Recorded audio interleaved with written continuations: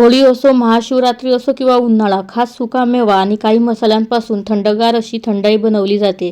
थंडाई उन्हाळ्यामध्ये शरीराला नैसर्गिक थंडावा देण्यासाठी, रोगप्रतिकारक शक्ती आणि ऊर्जा देण्यासाठी पिली जाते, जी चवीला खूप जास्त सुगंधी आणि आरोग्यदायी पौष्टिक अशी आहे. तर आज आपण अगदी पारंपरिक पद्धतीने थंडाई बनवणार आहोत. तर चला तर मग थंडाई बनवायला सुरुवात करूया.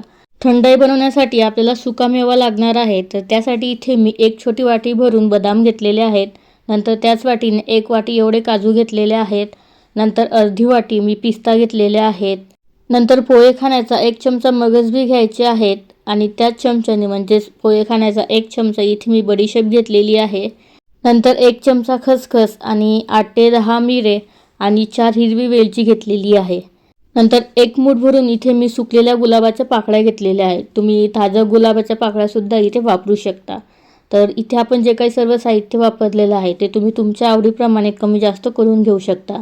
आणि इथे घेतलेल्या या साहित्यामध्ये आपण कमीत कमी 3 ते 4 लोकांसाठी थंडाई बनवू शकतो. तर घेतलेलं सर्व साहित्य छान एकत्र करून घ्यायचं. नंतर एखाद्या मिक्सिंग बाउलमध्ये हे साहित्य काढून घ्यायचं आणि यामध्ये मी 1 छोटा ग्लास भरून पाणी टाकून घेतलेलं आहे. आता सर्व साहित्य पाण्याबरोबर छान एकत्र करून घ्यायचं आणि यावरती झाकण ठेवून कमीत कमी 4 तास आणि जास्तीत जास्त 6 तास याला भिजत ठेवायचं आहे. नंतर थंडाईला रंग छान येण्यासाठी थोड्याशा दुधामध्ये मी केसर टाकून घेतलेला आहे आणि याला सुद्धा आपण साईडला ठेवून देऊ. हिवाळ्यामध्ये जे आपण सुक्यामेव्याचे लाडू खातो ते शरीराला गरम ठेवण्यासाठी खातो, पण तो सुकामेवा पाण्यामध्ये भिजवून वापरल्यानंतर किंवा खाल्ल्यानंतर ना तो शरीराला छान थंडावा सुद्धा देतो. त्यामुळेच आपण हे सर्व साहित्य भिजवून घेतलेलं आहे. तर भिजवून घेतलेलं सुकामेव्यामधलं सर्व पाणी आपल्याला गाळून घ्यायचं आहे आणि फक्त सुकामेवा मिक्सरच्या भांड्यामध्ये टाकून घ्यायचा आणि यामध्ये मी 2 चमचे साखर टाकलेली आहे आणि थोडंसं पाणी टाकलेलं आहे. सर्व साहित्य मिक्सरला छान शक्य होणार तितकं बारीक याला वाटून घ्यायचं आहे. आणि इथे साखरेचं प्रमाण ना तुम्ही तुमच्या आवडीनुसार कमी जास्त करून घेऊ शकता किंवा तुमच्याकडे पिठी साखर असेल तर यामध्ये साखर टाकली नाही तरीसुद्धा चालेल. पिठी साखर तुम्ही वेगळी टाकू शकता. आता इथे मी हे सर्व साहित्य छान बारीक करून घेतलेलं आहे. आता 1 रुमाल किंवा कॉटनचा कापड घ्यायचा आणि यामध्ये हे बनवून घेतलेली पेस्ट किंवा हे मिश्रण टाकायचं आहे आणि यावरती थंडगार असं दूध टाकायचं आहे आणि जी पेस्ट बनवून घेतलेली आहे सुक्यामेव्याची त्याचा सर्व फ्लेवर दुधामध्ये उतरवायचा आहे. तर जसं व्हिडिओमध्ये केलेलं आहे ना याच पद्धतीने करून घ्यायचं आहे.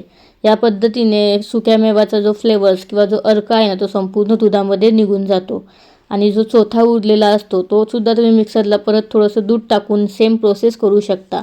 तर इथे मी पूर्ण अर्क दुधामध्ये उतरवून घेतलेला आहे. आता यामध्ये जे केसरवालं दूध आहे ते सर्व दूध टाकायचं.